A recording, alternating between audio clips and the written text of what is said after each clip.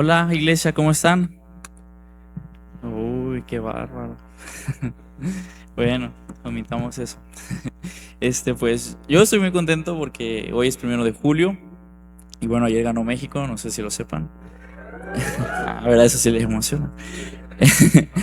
Qué bueno que les emociona. Y hasta yo me puse la verde hoy, miren.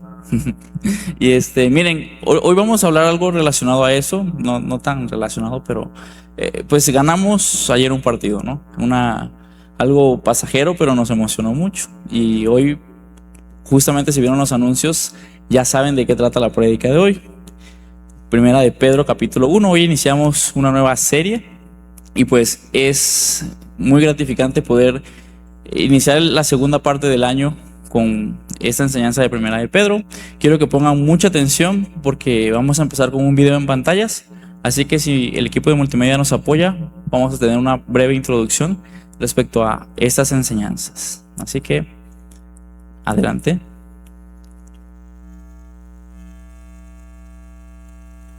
La primera carta de Pedro. Su nombre era Simón o Simón cuando se convirtió en un seguidor de Jesús.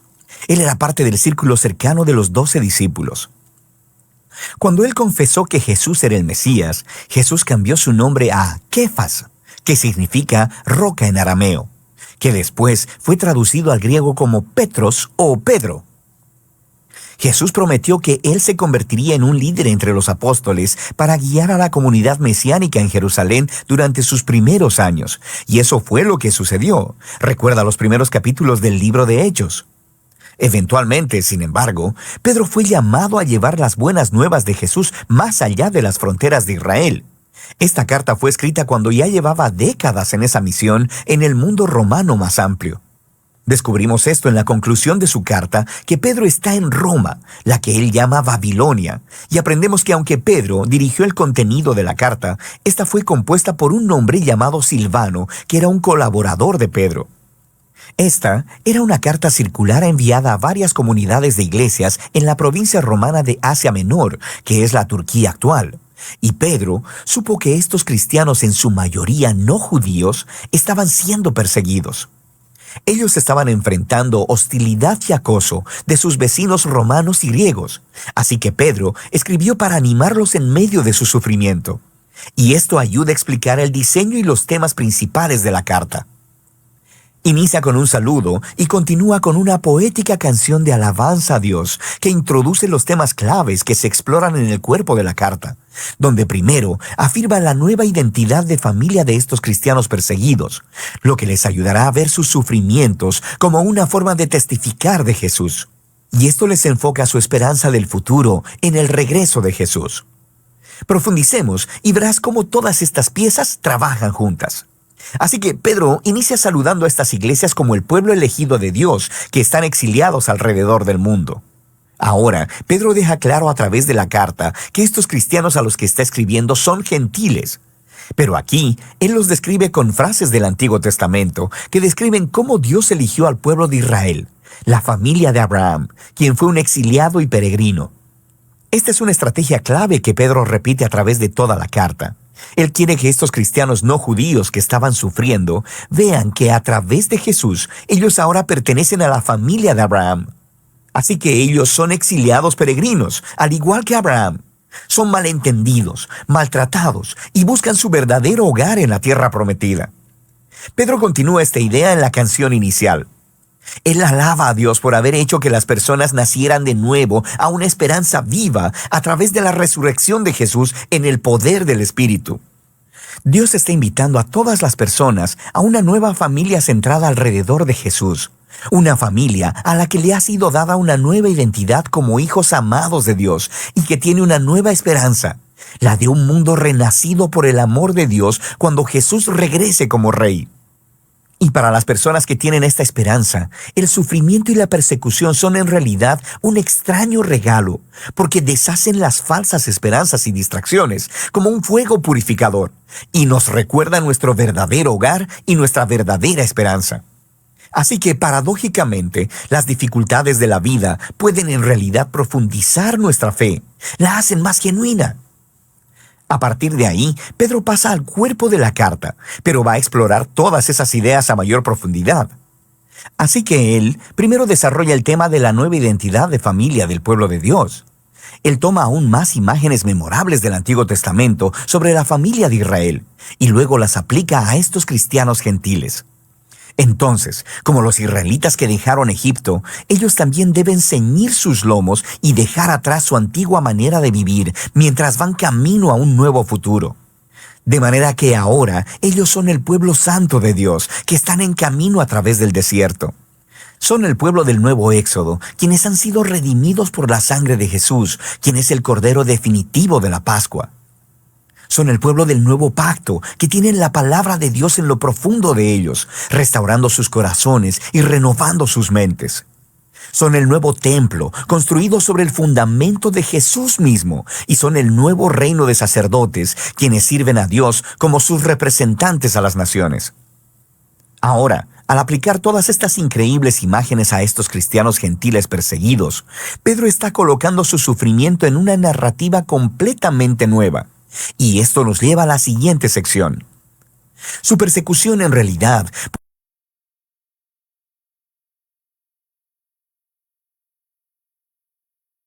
solamente este video y vamos a profundizar un poco más estudiando su palabra. El video nos decía que pues ahí se comienza hablando justamente saludos a los oprimidos. Pablo inicia en capítulo 1 del versículo 1 al 2 cómo se dirige hacia ellos. Y esto nos hace preguntarnos, ¿qué es lo que sostiene a un cristiano cuando todo alrededor parece derrumbarse? Es justamente lo que vamos a analizar a través de esta carta. A partir del versículo 3, me gustaría que fueran a su Biblia, Primera de Pedro capítulo 1, versículo 3. Empieza alabando a Dios. Nos dice lo siguiente, nueva traducción viviente: alabado sea Dios, Padre de nuestro Señor Jesucristo, por su gran misericordia nos ha hecho nacer de nuevo mediante la resurrección de Jesucristo para que tengamos una esperanza viva.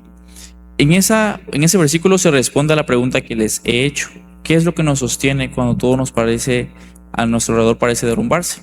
La fe en Jesucristo es un regalo que hemos recibido inmerecidamente. Realmente no cualquiera puede reconocer a Dios. Hemos hablado de la humildad y sin duda se requiere mucha humildad para poder reconocer que Dios es nuestro creador y también que nos ha dado la vida eterna por medio de su Hijo Jesucristo.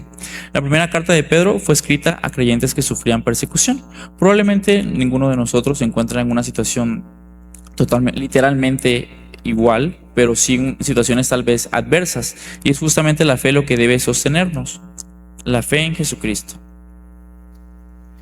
Les voy a hablar de 3 puntos, de 3 regalos de Dios. 3 regalos de Dios que encontramos en su carta. La primera es que nos hizo nacer de nuevo. Esto lo vemos también en la carta de Pedro, versículo 4, donde dice: y recibamos una herencia indestructible, incontaminada e inmarchitable. Tal herencia está reservada en el cielo para ustedes. ¿Para quiénes? Para todos nosotros, quienes somos el pueblo de Dios. Entonces Dios nos ha hecho nacer de nuevo con una esperanza nueva y nos ha también permitido tener una herencia incorruptible, como leemos en el versículo 3. Entonces ahí tenemos 3 regalos. Primero, nos hizo nacer de nuevo. Vamos a profundizar un poco más en esto. Nosotros no somos simplemente personas religiosas, somos una nueva creación. Por lo tanto, ¿qué debemos hacer? Si vamos rápidamente a Romanos 6:4, yo sé que estamos hablando de Pedro, pero me gusta relacionarlo con la enseñanza de Pablo. Romanos 6:4 nos dice: pues hemos muerto y fuimos sepultados con Cristo mediante el bautismo, y tal como Cristo fue levantado de los muertos por el poder glorioso del Padre, ahora nosotros también podemos vivir una vida nueva. Ese es el primer regalo. Vamos a hablar de 3. Nos hizo nacer de nuevo. Romanos 6:4. Entonces esto es una invitación. Finalmente el Evangelio es una invitación, no es una imposición. A nadie se le obliga a creer en Dios. Y aun si nosotros a veces dudamos, pues también nosotros volvemos a decidir creer en Dios. La fe se debe renovar. ¿Cómo? Justamente escuchando la palabra de Dios. Si nosotros nos dedicamos a escuchar cosas contrarias a la fe, pues muy fácilmente vamos a tambalear en lo que estamos creyendo. Por eso es importante que nos congreguemos, pero no solo eso, sino también que oremos y que estudiemos la palabra de Dios. Que nos cuestionemos también, como les leí al principio, ¿qué sostiene a un cristiano cuando todo a nuestro alrededor parece derrumbarse? Justamente la fe, y lo voy a estar recordando, porque probablemente hay momentos en los que se nos olvida qué nos hace diferente a nosotros de los que no creen en Dios. Entonces andemos en una vida nueva. También en Romanos 12:2 Pablo nos invita a que renovemos nuestra mente, que no imitemos las conductas y las costumbres de este mundo, sino que entendamos cuál es la voluntad de Dios para todos nosotros, la cual es buena y perfecta. Y quienes han caminado por los caminos de Dios o lo han intentado, saben que no es fácil. Yo comparto mucho el hecho de que el cristianismo es una disciplina, porque realmente requiere valor, requiere mucha determinación, constancia, perseverancia y sobre todo disciplina. Si tú dejas de leer tu palabra, si tú dejas de orar, si tú dejas de creer, pues simple y sencillamente tu fe se deshace, se vuelve nada. Entonces, la fe cristiana es una disciplina, requiere trabajo y requiere esfuerzo de nuestra parte. Entonces, por lo tanto, tenemos que meditar en sus palabras de día y de noche para poder estar renovando nuestra mente y nuestro pensamiento. Vayamos un poquito más adelante, 1 Pedro capítulo 1, versículo 5, a quienes el poder de Dios protege mediante la fe hasta que llegue la salvación que se ha de revelar en los últimos tiempos. Esto es para ustedes motivo de gran alegría, a pesar de que hasta ahora han tenido que sufrir diversas pruebas por un tiempo. Aquí sí nos podemos relacionar directamente con los que recibieron esta carta, porque todos hemos pasado por pruebas, por cuestionamientos, quizá hemos dudado. Yo lo entiendo totalmente. Entonces esas pruebas pues son necesarias, porque la fe debe ser probada. Todo cristiano va a ser probado en esto, y el que persevera hasta el fin, también dice la palabra de Dios, este será salvo. El más adelante nos dice: el oro, aunque perecedero, se acrisola al fuego. Así también la fe de ustedes, que vale mucho más que el oro, al ser acrisolada por las pruebas, demostrará que es digna de aprobación, gloria y honor cuando Jesucristo se revele. Entonces, la fe que nosotros tenemos debemos cultivarla, debemos fortalecerla, pedirle a Dios más fe. Y van a venir pruebas, como el oro, nos está diciendo aquí 1 Pedro. El oro es pasado por fuego, así también nuestra fe va a ser probada. Entonces nosotros debemos de estar siempre con esa esperanza, que nos dio una esperanza viva, no la esperanza del mundo, la cual depende quizá de qué tanto dinero tienes, de si estás sano o estás enfermo, de si tienes trabajo o no, qué tal son tus relaciones. La esperanza cristiana depende de una tumba vacía. Viéndolo quizá en términos más globales, pues nuestra esperanza depende de una tumba vacía. Cualquiera se reiría y diría: qué locos están, ¿cómo van a creer eso? Es una historia ficticia, un cuento que a alguien se le ocurrió. Pero cuando uno ve, aún a la luz de la ciencia, la correlación que tiene la Biblia, los versículos del Antiguo con el Nuevo Testamento, se da cuenta que realmente la palabra que tenemos de parte de Dios es viva y eficaz, más cortante que una espada de doble filo, lo cual nos dice la misma palabra de Dios. Y quienes han estudiado a profundidad la Biblia se han dado cuenta que nutre nuestro ser, nutre nuestra alma y fortalece también la fe cristiana. Por lo tanto, todo ser humano debe nutrir su espíritu, y la mejor forma de hacerlo es teniendo una fe genuina en Dios. Lo correlaciono con Romanos 5:5, dice que la esperanza no avergüenza, porque el amor de Dios ha sido derramado. Lo que dice Pedro, lo que dice Pablo. Pablo nos invita a seguir creyendo. Y más adelante Pedro nos dice, versículo 8, estoy leyendo la Nueva Traducción Viviente: ustedes lo aman a pesar de no haberlo visto, y aunque no lo ven ahora, creen en él y se alegran con un gozo indescriptible y glorioso, pues están obteniendo la meta de su fe, que es su salvación. Aquí me voy a detener un poco. Les decía al principio que pues recientemente pues México no, le ha ido muy bien, ha ganado los partidos, hemos estado muy contentos, felices, se siente un ambiente realmente de gozo, ¿no? Pero esto va a pasar, y así pasa en todo el mundo. Los placeres son momentáneos, y en cambio la fe cristiana es algo que debe mantenernos siempre de pie, no solamente por momentos, sino ante cualquier adversidad.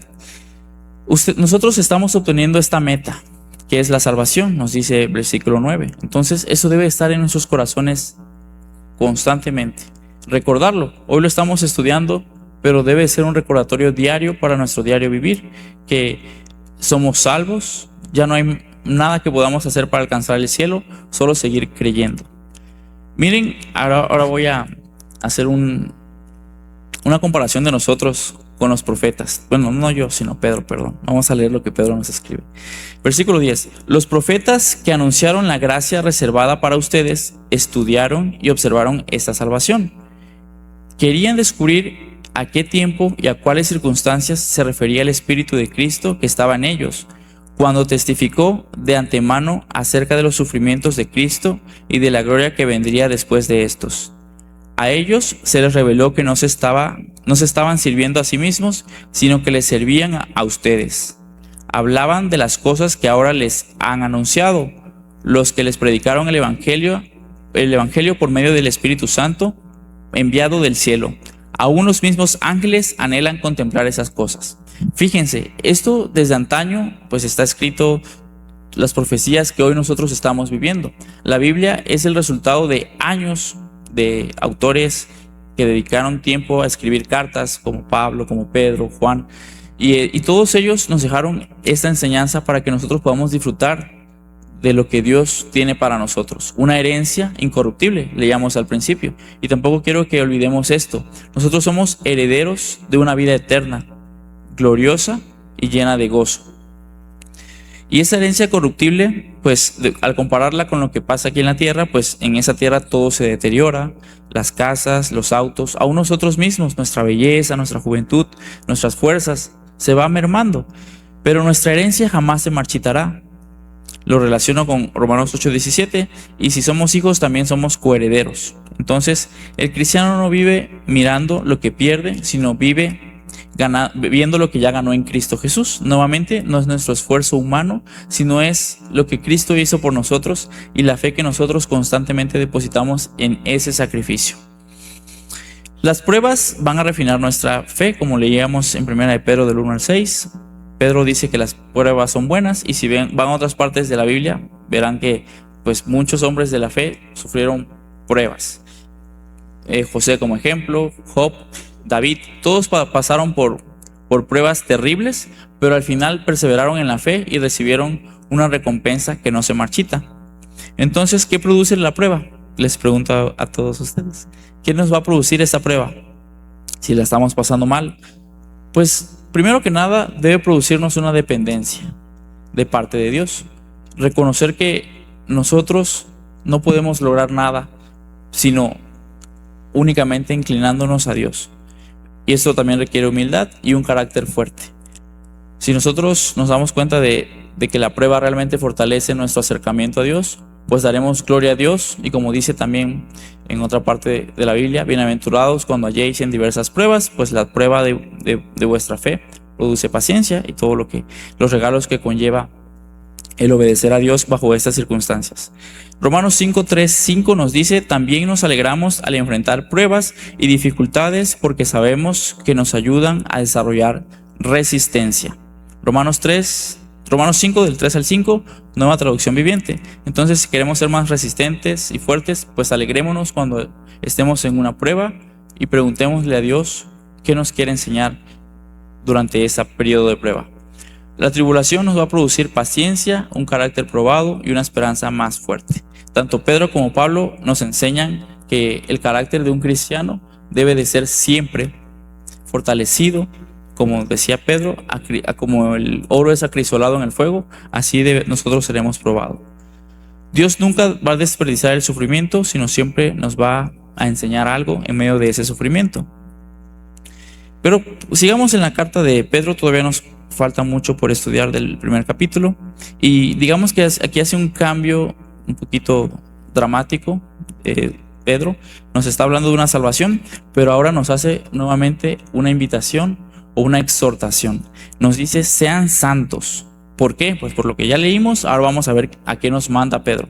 Versículo 13: por eso, Dispónganse para actuar con inteligencia, tengan dominio propio, pongan su esperanza completamente en la gracia que se les dará cuando se revele Jesucristo. Como hijos obedientes, no se amolden a los malos deseos que tenían antes, cuando vivían en la ignorancia. Más bien sean ustedes santos en todo lo que hagan, como también es santo quien los llamó. Pues escrito está: sean santos porque yo soy santo. Ya que invocan como Padre al que juzga con imparcialidad las obras de cada uno, vivan con temor reverente mientras sean peregrinos en este mundo. Como bien saben, ustedes fueron rescatados de la vida absurda que heredaron de sus antepasados. El precio de su rescate no se pagó con cosas perecederas como el oro o la plata, sino con la preciosa sangre de Cristo, como de un cordero sin mancha y sin defecto. Aquí vemos un llamado claro, y no es el único llamado. En Corintios, en Romanos, de parte de Pablo, también recibimos la misma exhortación: ser santos, vivir una vida intachable. ¿Es difícil? Claro que sí. Y yo me he estado haciendo una pregunta, o más bien he estado meditando mucho en una frase que me vino a la mente, y es la siguiente. Tal vez no está en la Biblia, pero por ahí me llegó a la mente y empecé a creerla, y no me juzguen al escuchar la primera parte. Dice: no son tus pecados los que van a condenarte, ni tampoco tus buenas obras las que van a salvarte. En alguna parte de la Biblia nos habla de eso. Entonces, ¿qué es? Es nuestra fe. Y esto no es una invitación bueno, si no son mis malas obras las que van a castigarme, pues voy a actuar mal. No es una invitación para pecar, y tampoco es un llamado a pórtate bien para que Dios te bendiga. Porque muchas veces como cristianos creemos que si nos portamos bien, nos va a ir bien, y que si hacemos algo malo, pues ya no nos van a atropellar, nos van a asaltar, el ángel de Jehová se fue, ya no me protege. No funciona así la vida cristiana. Realmente la vida cristiana se basa en la fe. Lo estamos leyendo en Primera de Pedro. ¿Qué tanta fe tienen? Su fe debe de ser una representación de quiénes son ustedes. Su fe debe de ser lo suficientemente fuerte para que eviten el pecado, no porque sea un deber, sino porque aman tanto a Dios que realmente el pecado les parece una mentira, realmente, como todas las ilusiones pasajeras del mundo. Volvemos a lo del fútbol, que ahorita está de moda. Todo eso es pasajero. Probablemente todos quienes estaban festejando anoche hoy la están pasando muy mal. Están desvelados, están deprimidos porque se desvelaron y quizá hasta tomaron, quizá algunos golpeados. Por ahí vi en TikTok que hubo 3 muertos porque se sofocaron. Y yo estuve ahí cerca y la verdad salí corriendo porque sí, realmente no se puede ni respirar. Entonces, realmente no sé qué tan buena sea el gozo del mundo. Es momentáneo, sí, te alegra, pero al final puede llevarte a perder incluso tu propia vida. Y lo peor es que es pasajero, y pues ni siquiera te va a producir algo, no te va a dar dinero, no te va a dar un trabajo, no te va a dar nada, es solamente una emoción. Pero sigamos leyendo. Versículo 20. Cristo, a quien Dios escogió antes de la creación del mundo, se ha manifestado en estos últimos tiempos en beneficio de todos ustedes. Y quiero que en verdad se den cuenta de eso. Yo sé que a veces leemos la Biblia, pues son palabras, parece una historia, ¿no? Y si nosotros leemos ese versículo y no nos detenemos a meditar en él, podríamos pasar desapercibido que es un regalo que Dios nos ha entregado por medio de Cristo Jesús a todos nosotros. Es para nosotros. ¿Lo podemos compartir? Claro que sí. De allí la gran tarea de evangelizar al mundo, porque Cristo nos envió a evangelizar. Lo voy a repetir: Cristo, a quien Dios escogió antes de la creación del mundo, se ha manifestado en estos últimos tiempos en beneficio de ustedes. Y si Cristo no se les ha manifestado a ustedes, pues yo les diría: oren, busquen que Dios les manifieste a Cristo, que puedan ver su espíritu y sentirlo, para que ese sentimiento de amor por Dios les ayude a vivir en santidad, les ayude a fortalecer su fe. Porque a veces vemos el sed santos como una tarea, y pues es imposible, es realmente cargar con la ley en la espalda. No lo vamos a lograr. Yo lo he intentado, no se puede, la verdad no se puede, y uno solo se frustra cada vez que falla. Entonces lo mejor es pedirle a Dios que nos revele a Cristo. Aquí dice que nos los ha manifestado en los últimos tiempos en beneficio de nosotros. Pero si todavía nos sentimos que nos quedan dudas, que hay por allí todavía vacíos de parte nuestra en nuestra fe, pues pidámosle a Dios que nos revele, porque les aseguro que solo de esa forma vamos a poder amar genuinamente a Dios para vivir una vida santa. Sigamos leyendo. Versículo 21. Por medio de él ustedes creen en Dios, que lo resucitó y glorificó, de modo que su fe y su esperanza están puestas en Dios. Versículo 22. Ahora que se han purificado obedeciendo a la verdad y tienen un amor sincero por sus hermanos, ámense de todo corazón los unos a los otros. Fíjense, otra exhortación de parte de Pedro. Si nosotros vivimos una vida pura, somos santos, debemos amarnos entre nosotros. No debe de haber odio, chismes, calumnias entre nosotros, mentiras, ni tampoco palabras deshonestas. Todo debe de ser con sinceridad. Sigue diciendo Pedro, versículo 23, pues ustedes han nacido de nuevo, no de simiente perecedera, sino de simiente imperecedera, mediante la palabra de Dios que vive y permanece. Versículo 24, porque todo mortal es como la hierba y toda su gloria como la flor del campo. La hierba se seca y la flor se cae, pero la palabra del Señor permanece para siempre. Solo la palabra de Dios es la que nos puede ayudar, o más bien permitirnos lograr la vida eterna. No hay nada que nosotros podamos hacer. Si nos proponemos ser santos bajo nuestras propias fuerzas, vamos a fallar, nos vamos a frustrar. La salvación es el mayor privilegio de nuestras vidas. Pedro dice que es algo impresionante y que los profetas nos anunciaron esta salvación. Los ángeles desean contemplarla. Lo que Abraham esperaba, lo que Isaías profetizó, lo que David nos contó, hoy nosotros lo disfrutamos. ¿No se dan cuenta que todo lo que ellos vivieron, las historias que pasaron, los testimonios o las novelas, si lo quieren ver así, que encontramos en la Biblia, hoy las podemos aplicar a nuestras vidas? El Evangelio es poder de Dios para salvación. Romanos 1, del versículo 16 y 17. Entonces, ¿cómo vamos a usar ese poder? ¿Cómo lo estamos usando? Tal vez lo tenemos ahí almacenado, no lo estamos leyendo, no lo estamos obedeciendo, no lo estamos imitando. O tal vez ni siquiera estamos tratando de ser santos. La santidad no es algo que todos naturalmente tengamos. Realmente somos seres pecadores. Nuestra naturaleza tiende al mal, tiende al pecado.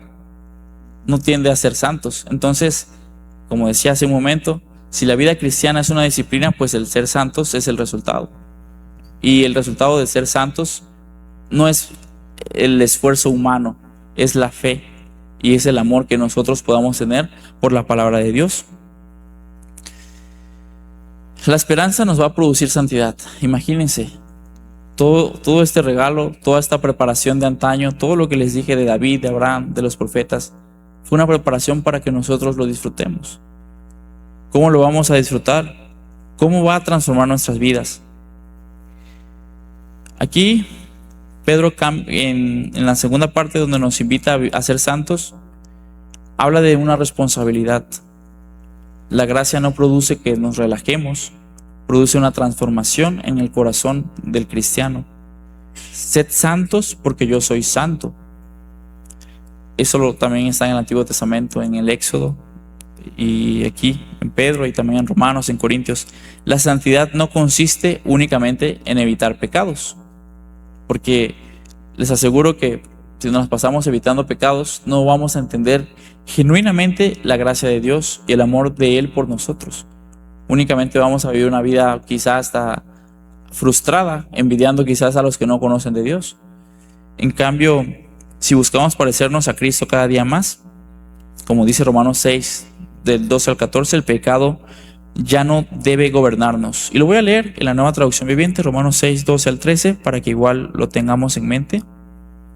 No permitan que el pecado controle la manera en que viven, no caigan ante los deseos pecaminosos. No dejen que ninguna parte de su cuerpo se convierta en un instrumento de mal para servir al pecado. En cambio, entréguense completamente a Dios, porque antes estaban muertos, pero ahora tienen una vida nueva. Así que usen todo su cuerpo como un instrumento para hacer lo que es correcto para la gloria de Dios. Una correlación de Pedro con Pablo, donde nos está invitando nuevamente a ser santos. Y yo les pregunto, ¿cuántos de aquí son santos? Amén, gloria a Dios. Hay que creerlo, hay que vivirlo, hay que buscarlo diariamente. Conclusión, Pedro resume la vida cristiana en 4 palabras. Bueno, voy a leer primero acá y ahorita les digo. Y esta es la palabra del evangelio que se les ha anunciado a ustedes. Ahí se cierra primera de Pedro capítulo 1. Y las 4 palabras que resumen esto: la esperanza, la fe, la santidad y el amor. Si nosotros no amamos a Dios, no tendremos santidad, no habrá fe, no habrá esperanza. Todos se relacionan. Todo comienza recordando que Dios tomó la iniciativa de amarnos, de prepararnos su palabra para que nosotros accedamos a ella gratuitamente, constantemente, tan frecuentemente como lo deseemos y como lo necesitemos. Yo considero que si lo amamos debe de ser muy frecuentemente. No fuimos nosotros quienes buscamos a Dios primero. Él nos hizo nacer de nuevo, nos dio una esperanza viva y nos aseguró una herencia eterna. Esa gracia nos impulsa a vivir de una manera distinta, perseverando en las pruebas, rechazando el pecado y amando sinceramente a los demás. Esta carta realmente tiene mucho aprendizaje, mucho crecimiento si lo aplicamos. Entonces el llamado final, hoy Dios nos invita a preguntarnos si estamos viviendo con la esperanza de Cristo en toda circunstancia. ¿Lo estamos haciendo? ¿Estoy permitiendo que las pruebas fortalezcan mi fe? ¿O me estoy quejando? ¿Estoy buscando la santidad por amor al Señor? ¿O tal vez solamente estoy haciéndole creer a los demás que soy un hermano que va a la iglesia y que vive decorosamente, pero a lo mejor mi vida es un desastre? Vale la pena preguntárnoslo. ¿Se refleja el amor de Cristo en la manera en que trato a los demás? También, porque el amor a los demás refleja el amor que hay de Dios en nuestros corazones. Alguien que te trata mal, pues definitivamente no tiene el amor de Dios. Yo sé que el amor de Dios cubre multitud de pecados y que nosotros debemos de anhelar más cada día estar llenos de su amor. Yo quisiera que hoy al salir podamos decir con convicción lo siguiente: mi esperanza está en Cristo, mi vida le pertenece a Él y quiero vivir para su gloria. ¿Cuántos pueden decir eso, amigos, hermanos? Entonces yo les invito ya finalmente, vamos a ponernos de pie y vamos a orar para cerrar esta enseñanza de primera de Pedro capítulo 1, esperando que en verdad haya sido de gran revelación y no solo eso, sea también una exhortación a todos para hacer lo correcto, que sigamos viviendo una vida intachable en gozo y alegría. Oremos y creamos esto. Dios, tenemos una esperanza viva, una esperanza que nos llena de gozo ante cualquier tribulación. Sabemos que este mundo ofrece una constante búsqueda por el placer inmediato, pero tú nos invitas a ser santos, tú nos invitas a vivir una vida recta, y hoy queremos ofrecerte nuestro corazón, que nos enseñes a amarte más y que tu Espíritu Santo venga y se pose sobre nosotros. Si hay algún error, corrígenos, pues no somos santos, pero anhelamos ser más como tú, Cristo. Tú nos has sido revelado y confiamos en que esa revelación dará un fruto de justicia que no solo será de beneficio para todos nosotros, sino para muchas personas que están allá afuera sin conocerte. Invítanos a todos a no solo ser santos para nosotros mismos, sino a contagiar a otros que deseen ser santos como tú eres santos. Y sin la santidad nadie te verá, Dios. Así que, aunque es Cristo quien nos limpia de todo pecado, ayúdanos a amarte más cada día para poder vivir en santidad. Enséñanos más de tu palabra y que hoy primera de Pedro capítulo 1 quede impregnado en nuestros corazones, rocíe nuestras vidas y caminemos con ella de día y de noche. Gracias por tu palabra. Creemos que nos ayuda a crecer y amarnos más entre nosotros y aún a nosotros mismos. En el nombre de Cristo Jesús te damos gracias, mi Dios. Amén. Bien, pues solamente cerramos con alguna alabanza. Ok, pues alabemos a nuestro Dios y pues después de esto estamos despedidos.